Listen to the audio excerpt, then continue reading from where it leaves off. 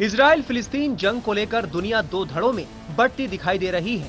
आज कई देश इजराइल के साथ खड़े हैं तो कई फिलिस्तीन की हिमायत कर रहे हैं। सबसे खास बात यह है कि इजराइल और हमास की इस जंग के चलते दुश्मन मुस्लिम देश भी एकजुट दिखाई दे रहे हैं।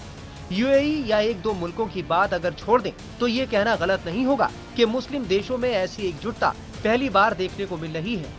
ईरान इस काम में सबसे खास भूमिका निभा रहा है। 7 अक्टूबर से इजराइल और फिलिस्तीन आमने सामने हैं।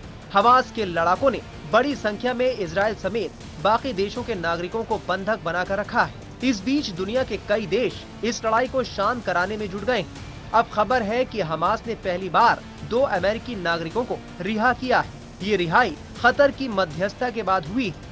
इस अल दीन अल कसम ब्रिगेड के प्रवक्ता अबू उबैदा ने एक बयान जारी कर कहा कि कतर की तरफ से मध्यस्थता की कोशिश की गई है, जिसके जवाब में हमने मानवीय कारणों से अमेरिका की मां बेटी को रिहा कर दिया है। इसमें 59 वर्षीय जूडिथ रेनन और उनकी 18 वर्षीय बेटी नताली रेनन शामिल है। हमास के हमले के बाद से उनके परिवार के करीब 10 बाकी सदस्य अभी लापता हैं। आईडीएफ की ओर से पुष्टि की गई है कि जूडिथ रेनन और उनकी बेटी नताली को हमास ने रिहा कर दिया। आईडीएफ ने बताया कि हमास अभी भी करीब 200 से ज्यादा लोगों को बंधक बनाकर रखे हैं।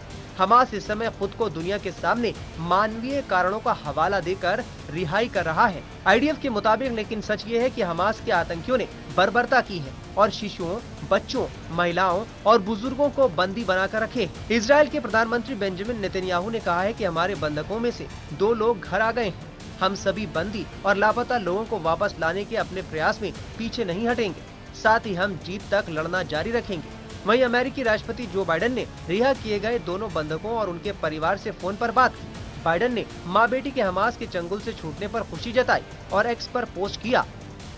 इजराइल के खिलाफ भीषण आतंकवादी हमले के दौरान हमास की ओर से बंधक बनाए गए 2 अमेरिकियों की रिहाई हमने सुनिश्चित कर ली है। हमारे साथी नागरिकों ने पिछले 14 दिनों में एक भयानक परीक्षा सहन की और मुझे बहुत खुशी है कि वो जल्द ही अपने परिवार से मिलेंगे। आइए जानते हैं कि अमेरिकी मां बेटी को छोड़ने को लेकर हमास की तरफ से क्या कहा गया। हमास ने एक बयान में कहा कि सभी मध्यस्थों के साथ विशेष रूप से मिस्र, कतर और विभिन्न अन्य देशों में हमारे साथी भाई जिनके साथ हम सौहार्दपूर्ण संबंध बनाए रखते हैं, उनसे चर्चा के बाद हमने अमेरिकी नागरिक, एक महिला और उसकी बेटी को रिहा कर दिया है। इससे पहले हमास ने इजराइल के सामने ये शर्त रखी थी कि अगर इजराइल जंग बंद कर देता है तो वो सभी बंधकों को रिहा कर सकता है। बता दें कि हमास ने जिन मां बेटी को रिहा किया है उनके पास इजरायली नागरिकता भी है। हमास ने अभी भी 200 से ज्यादा लोगों को बंधक बना रखा है, जिसमें इजराइल के अलावा अमेरिका और कई देशों के नागरिक। Times now of Bharat digital की रिपोर्ट।